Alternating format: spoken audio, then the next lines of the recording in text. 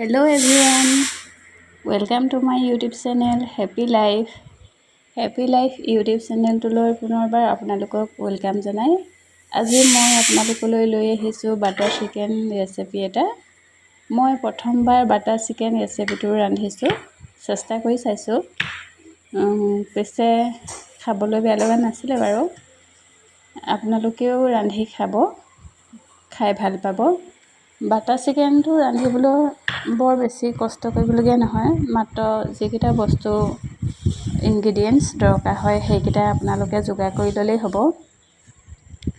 আপোনালোকক লাগিব দৈ, বাটাৰ, ক্ৰীম, নহৰু, পিঁয়াজ, আদা, বিলাহী, লং, ইলাচি আৰু ৰেড চিলি অকণমান আৰু মৌজোল অকণমান লাগিব। বছ সেইখিনি আৰু চিকেনখিনি থাকিবই। আপোনালোকে প্ৰথমে বিলাহীখিনি কাটি কৰি বিলাহী, পিঁয়াজ, আদা, নহৰু, লং, ইলাচি, দালচেনি, তেজপাত এইখিনি একেলগতে দি ভাজি ল'ব। অলপ সময় ভজাৰ পাছত পানী অলপ দি তাতে আপোনালোকে আকৌ বাটাৰ অলপ দি দিব। বাটাৰ অলপ দি লৰাই থাকি যেতিয়া বিলাহীখিনি বা পিঁয়াজখিনি সম্পূৰ্ণ সিজিব তেতিয়া অফ কৰি পেলাই অলপ ঠাণ্ডা হ'বলৈ দিব। ঠাণ্ডা হোৱাৰ পাছত মিক্সাৰত বা অন্য ধৰণেও আপোনালোকে অলপ মিহি কৰি ল'ব পাৰে। মিক্সাৰ গ্ৰাইণ্ডাৰত বা অন্য ধৰণে ধৰক হেৰি কৰি ল'বও পাৰে, পিহি ল'বও পাৰে, ঘূৰণা মাৰিয়ে ঘূলি দিবও পাৰে। তেনেদৰে অলপ মিহি কৰি পেলাই চেকি ল'ব, চাকনি এখন ল'ব। তেনেদৰে চেকি পেলাই সম্পূৰ্ণ বস্তুখিনি মানে ৰসখিনি উলিয়াই ল'ব। বাকী ওপৰত যিখিনি ধৰক বিলাহী বাকলি বা অন্যান্য যিকণ থাকে সেইকণ পেলাই দিব। পেলাই দি পেলাই আপোনালোকে আকৌ এবাৰ বাটাৰ দি সেইখিনি পেষ্টখিনি ভাজিব অলপ সময়। ভাজি পেলাই তাতে ভাজি থোৱা চিকেনখিনি দি দিব। মই চিকেনখিনি ভাজি লৈছোঁ, ভাজি পেলাই তাতে মিক্স কৰি দিলোঁ। দি পেলাই অলপ সময় লৰাই থাকি ঘি এচামুচ নহয় হেৰি দিলোঁ, কি কয় মৌজোল অকণমান দিলোঁ। মৌজোল অকণ দি পেলাই আকৌ তাতে ক্ৰীম দিলোঁ, দৈ দিলোঁ, আকৌ বাটাৰ অকণ দিলোঁ। তেনেকৈ দি পেলাই ৰান্ধিলোঁ। বৰ বেছি কষ্ট নহয়, বস্তুকেইটা প্ৰথমে যোগাৰ কৰি লওঁতে অলপ ধৰক ইটো সিটো কৰিবলগীয়া হয়। তেনেদৰে কৰি পেলাই ৰান্ধি খাই চাব, বহুত টেষ্টি হয় খাবলৈ। এইটো ৰেচিপি মই পিছে ইউটিউবৰ পৰা চাই পেলাইহে ৰান্ধিছোঁ বুলি ক'ব পাৰি।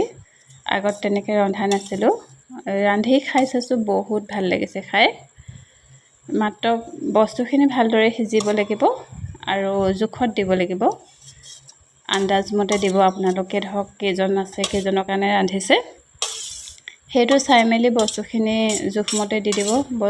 বস্তুবোৰ যদি জোখত হয় তেতিয়া বস্তুত আচলতে খাবলৈও ভাল লাগে। তেনেকৈ ধৰক নিমখটোৱে হওক, হালধিটোৱে হওক জোখমতে দিলে খাবলৈ ভাল হয়। তেনেকৈ ৰান্ধি চাব, দিব নিমখ হালধি জোখত দিব বা বিলাহী জোখত ল'ব।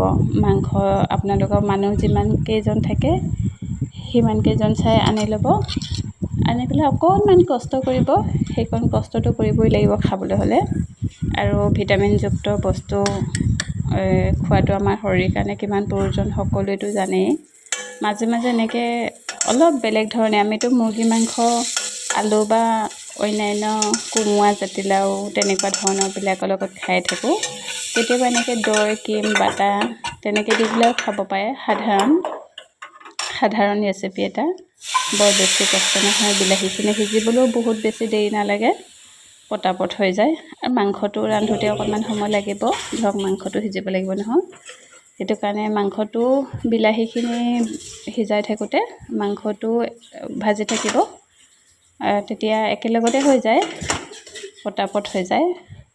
এনেদৰে ৰান্ধি খাই চাব, কেতিয়াবা কিবা এটা ভাল লাগিব চাব, আকৌ এদিন খাব মন যাব অন্য ধৰণে। কেতিয়াবা মাংসই হওক বা মাছেই হওক এনেকৈ বেলেগ বেলেগ ধৰণে ৰান্ধি খালে বা বেলেগ বস্তুৰ লগত ৰান্ধি খালে কিবা এটা টেষ্ট পোৱা যায়। একেধৰণেনো সদায় কিমান খাই থাকিব, একেধৰণে ৰান্ধি খাইতো আমনি লাগে।